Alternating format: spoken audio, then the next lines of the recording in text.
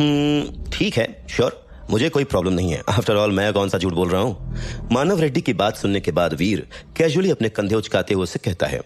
वीर के इतना कहने के बाद हर कोई अपनी अपनी सवारी से उतरकर उसे वापस ले लेता है और वीर को पेंगुइन की तरह घेर लेता है। अगर वीर के पास वाकई में कोई डेविल सोल हुई जो उसे थंडर से बचा रही है, तो उन्हें भरोसा था कि वो वीर के इतने ज्यादा करीब जरूर रहेंगे कि उन्हें भी उस डेविल सोल की प्रोटेक्शन हासिल हो सके। लेकिन 2 कदम लेने के बाद लाइटनिंग एक बार फिर से मानव रेड्डी के सिर पर जा लगती है और अगले ही पल वो पत्थर के टुकड़ों की तरह जमीन पर गिर जाता है। जिस स्ट्रेंथ के साथ उस लाइटनिंग बोल्ट ने उसे हिट किया था, वो पहले के सभी स्ट्राइक्स के मुकाबले कहीं ज्यादा तेज और खतरनाक नजर आ रहा था। इस तरफ जीरो के हाथों में मौजूद सिल्वर फॉक्स के चेहरे पर एक शैतानी मुस्कुराहट आ जाती है। हर कोई क्यूरियस होता हुआ वीर को देखने लगता है और अभी मानव रेड्डी अपने आप को संभालते हुए उठने की कोशिश कर ही रहा था कि तभी एक और इंसान थंडर बोल्ट के द्वारा हिट हो जाता है। जैसे जैसे वो लोग उस थंडर माउंटेन के ऊपर चढ़ते जा रहे थे, वो थंडर और भी ज्यादा से ज्यादा बदतर होती जा रही थी। वो लोग अभी भी थंडर माउंटेन की चोटी से 3 मील की दूरी पर थे और लाइटनिंग ने ऑलरेडी उन एलिट्स को बुरी तरह से घायल कर दिया था, जिसकी वजह से वो लोग इतने ज्यादा थक गए थे कि उन लोगों के लिए आगे बढ़ना मुश्किल हो रहा था। मैं ये सब बकवास नहीं मानता। मानव रेड्डी आगे बढ़ता रहता है। उसे अभी भी इस बात पर भरोसा नहीं था कि वो लाइटनिंग बोल्ट वीर को हिट करना तो दूर, उसे छू तक नहीं रहे थे। लेकिन वहीं लाइटनिंग पूरी टीम को स्ट्राइक करती ही जा रही थी और उनमें से ज्यादातर लोग घायल हो गए थे। लेकिन उनके मुकाबले वीर और जीरो का बाल तक बांका नहीं हुआ था। अगर एक टाइम के लिए यह मान भी लिया जाए कि वीर के पास प्रोटेक्शन है, तब भी जीरो को तो वो लाइटनिंग हिट करनी ही चाहिए थी। लेकिन जीरो को एक खरोंच तक नहीं पहुंची थी और उस लाइटनिंग ने उसे छुआ तक नहीं था। वो लाइटनिंग बस केवल एंजल जीन के मेंबर्स को ही स्ट्राइक कर रही थी, जो बहुत ही अजीब बात थी। ये तुम्हारी कोई चाल है। मानव रेड्डी इस समय गुस्से में आग बबूला हो रहा था और जैसे ही वो पलटकर वीर की तरफ अपनी उंगली उठाकर उसे कुछ और कहने जाता है, लाइटनिंग का एक और बोल्ट उसके सिर पर जा लगता है। अगले ही पल उसका हेलमेट बर्बाद हो जाता है और उसका चेहरा पूरी तरह से काला पड़ जाता है। एक बार फिर से मानव रेड्डी जमीन पर गिर जाता है, लेकिन इस बार वो बिल्कुल भी नहीं हिलता है। मानव रेड्डी तुरंत ही बेहोश हो जाता है और उसे देखकर ऐसा लग रहा था जैसे कि वो किसी भी पल मर जाएगा। मैंने तो पहले ही कहा था, अगर तुम्हारी किस्मत खराब है तो ये तुम्हारा कर्मा ही है। वो कहता है ना कि कर भला तो हो भला और कर बुरा तो हो बुरा। जो जैसा करता है वैसा ही भरता है। और तुम्हारे केस में तुम लाइटनिंग के द्वारा हिट हुए हो। मानव रेड्डी, जो कि इस समय जमीन पर गिरा हुआ था, उसे देखते हुए वीर आवाज में बिना किसी इमोशन के कहता है, मिस्टर वीर, क्या तुम प्लीज मुझे बता सकते हो कि ये थंडरबोल्ट बस केवल हमें ही अटैक क्यों कर रहे हैं? अब ये मत कहना कि तुम बस बहुत ज्यादा लकी हो, क्योंकि ये बात तो तुम और हम दोनों ही जानते हैं कि कोई इंसान कितना ही ज्यादा लकी क्यों ना हो, लेकिन इतना भी लकी नहीं हो सकता। सच पूछो तो अब अर्नव अरोरा का पेशेंस भी खत्म होना शुरू हो गया था और बाकी के लोग भी गुस्से में वीर को घूरते हुए बस मन ही मन बड़बड़ा रहे थे। क्या तुम लोग वाकई में मुझसे लड़ना चाहते हो? अगर ऐसा है तो चलो फिर हो जाए दो हाथ। उन सभी लोगों को गुस्से में अपनी तरफ देखता हुआ देखकर वीर अपनी आवाज में बिना किसी इमोशन के उन सब से कहता है। वीर की बात सुनकर अर्नव अरोरा के लोग बहुत ज्यादा शॉक्ड हो गए थे। हालांकि उन सभी के पास एंजल जीन फ्लूइड था, लेकिन वो सब के सब इस समय लाइटनिंग की लगातार स्ट्राइक्स की वजह से बहुत बुरी तरह से जख्मी थे। ऐसे में वीर के साथ लड़ना, जिसके पास एक सुपर पेट भी मौजूद है, बिना किसी शक के बहुत ज्यादा मुश्किल होगा। और क्योंकि Arnav Arora angel gene fluid को तब तक इस्तेमाल नहीं करना चाहता था जब तक कि बहुत ज्यादा जरूरत ना हो, इसीलिए उसके चेहरे के एक्सप्रेशंस तुरंत ही बदल जाते हैं। अरे मिस्टर वीर, तुमने एक बार फिर से मुझे गलत समझ लिया। मैं तो बस ये कह रहा था कि अब इस तरह के इत्तेफाक बार बार होना, जहां पर लाइटनिंग की इन स्ट्राइक्स ने तुम्हारा बाल भी बांका नहीं किया है, काफी ज्यादा इम्पॉसिबल है, बस और कुछ नहीं। लेकिन फिलहाल के लिए हम पार्टनर्स हैं और पार्टनर्स को एक दूसरे के साथ पूरी तरह से ऑनेस्ट रहना चाहिए, है ना? अपने चेहरे पर जबरदस्ती की स्माइल के साथ अर्नव अरोरा वीर से कहता है, ठीक है, क्या तुम वाकई में जानना चाहते हो कि उस थंडर ने मुझे छुआ तक क्यों नहीं?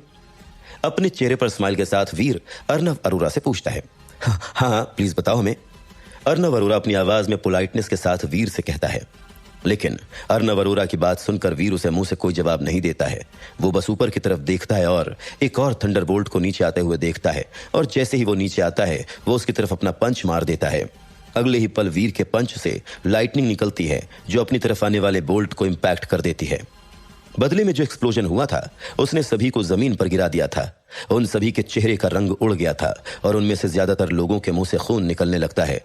वो सब के सब शौक के मारे वीर को ऐसे देखने लगते हैं जैसे कि उन लोगों ने किसी भगवान को देख लिया हो।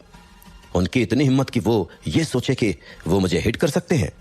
वीर कहता है, और फिर उन्हें इग्नोर करते हुए थंडर माउंटेन के ऊपर चढ़ता रहता है। रही बात अर्नव अरोरा और उसके आदमियों की, तो उन्हें तो अपनी ही आंखों पर भरोसा नहीं हो रहा था। वो जल्दी से अपने पैरों पर खड़े होते हैं और वीर को थंडर माउंटेन की चोटी की तरफ ऐसे फॉलो करने लगते हैं जैसे कि वो सब के सब उसके स्टूडेंट्स हों। यहां तक कि अब वीर के साथ कॉम्बैट करने के लिए उनमें से कोई भी एंजल जीन फ्लूइड का इस्तेमाल करने के बारे में सोच तक नहीं रहा था। एक ऐसा पंच जो हवा में आग लगा दे, वो बहुत ही कमाल का होता है, और इसी से उन्हें समझ में आ गया था कि उन लोगों ने बिना किसी शक के वीर की पावर को अंडरएस्टिमेट कर दिया था। चाहे वो लोग खुद को कितना ही एंजल जीन फ्लूइड इंजेक्ट क्यों न कर लें, लेकिन फिर भी उन्हें भरोसा नहीं था कि उनके पास इतनी स्ट्रेंथ है कि वो लोग वीर पर भारी पड़ पाएंगे। उन लोगों के आसपास जो एरिया मौजूद था वो अभी भी लाइटनिंग के द्वारा बर्बाद हो रहा था, और एक ऐसे इंसान के साथ लड़ना जो कि इस तरह से लाइटनिंग को कमांड कर सकता हो, किसी के लिए भी बेवकूफी भरा काम होगा। अब वो जानते थे कि ऐसे इंसान के सामने वो एक सेकंड भी टिक नहीं पाएंगे। एक सोनिक थंडर पंच इतना ज्यादा पावरफुल कैसे हो सकता है? ऐसा तो बहुत से सरपासर्स तक नहीं कर सकते हैं। अर्नव अरोरा का एक आदमी शॉक्ड होते हुए कहता है, इसका मतलब तो यह हुआ कि वीर रहेजा का क्विल कैल्विन को जान से मारना केवल उसकी अच्छी किस्मत नहीं थी, उसका सोनिक थंडर पंच वाकई में बहुत खतरनाक है, और इसीलिए क्विल कैल्विन का यह हाल हुआ था। अर्नव अरोरा हैरानी के साथ कहता है, तो अब हम क्या करें बॉस? क्या अभी भी हमें बस ऐसे ही आगे बढ़ते रहना चाहिए? हम सब पहले ही बहुत बुरी तरह से घायल हैं। कहीं ऐसा ना हो कि थंडर माउंटेन की चोटी पर पहुंचने से पहले ही हम। अर्नव अरोरा का आदमी उससे पूछता है। साफ नजर आ रहा था कि वो इस समय बहुत ज्यादा घबराया हुआ था और वहां से बचकर भागने की तैयारी कर रहा था, और वो आदमी अकेला ऐसा नहीं था जिसके दिमाग में ऐसा कोई ख्याल चल रहा था। वहां पर मौजूद हर इंसान के दिमाग में इस समय बस यही ख्याल चल रहा था। वो जानते थे कि वो वीर की स्ट्रेंथ के आधे भी नहीं थे, और इसीलिए किसी की भी आगे बढ़ने की हिम्मत तक नहीं हो रही थी। ठीक है, मैं भी यहीं पर इंतजार करता हूं। अगर थंडर बुल थंडर माउंटेन की चोटी पर हुआ तो वीर रहेजा अगर उसे जान से मार भी देगा तब भी वो हमसे चुप नहीं पाएगा। मेरा मतलब है कि कौन सा वीर रहेजा क्लोरोफॉर्म सूंघ कर उस सुपर एलियन को जान से मारने वाला है? वैसे भी जहां तक है वो ये काम अकेले ही करने वाला है, तो हमारा वैसे ही वहां पर कोई काम नहीं होगा। एक गहरी सांस लेते हुए अर्नव अरोरा अपने आदमियों से कहता है, और जब उसके आदमियों ने सुना कि उन सभी को एक सुपर एलियन से लड़ने के लिए उस थंडर माउंटेन की चोटी पर जाना नहीं पड़ेगा, तो वो सब के सब राहत की सांस लेते हैं और अधमरे मानव रेड्डी को वहां से ले जाने लगते हैं। जबकि इधर सिल्वर फॉक्स की प्रोटेक्शन के थ्रू वीर और जीरो बिना किसी मुश्किल के ऑलमोस्ट टॉप पर पहुंच गए थे, और उसके बाद वीर को कुछ नजर आता है। ये एक सुपर एलियन है और ये अकेला नहीं है। यहां पर कुछ तो बहुत इंटरेस्टिंग चल रहा है। आगे थंडर माउंटेन की चोटी की तरफ देखते हुए वीर बहुत ही ज्यादा सरप्राइज्ड नजर आ रहा था। थंडर से घिरे माउंटेन की चोटी पर एक सिल्वर थंडर फ्लावर मौजूद था, और उसके बीचों बीच में एक गोल्डन इलेक्ट्रिसिटी के साथ एक कली छिलमिला रही थी, और उसी थंडर फ्लावर के बगल में दो सुपर एलियंस एक दूसरे के साथ कॉम्बैट में जूझे हुए थे।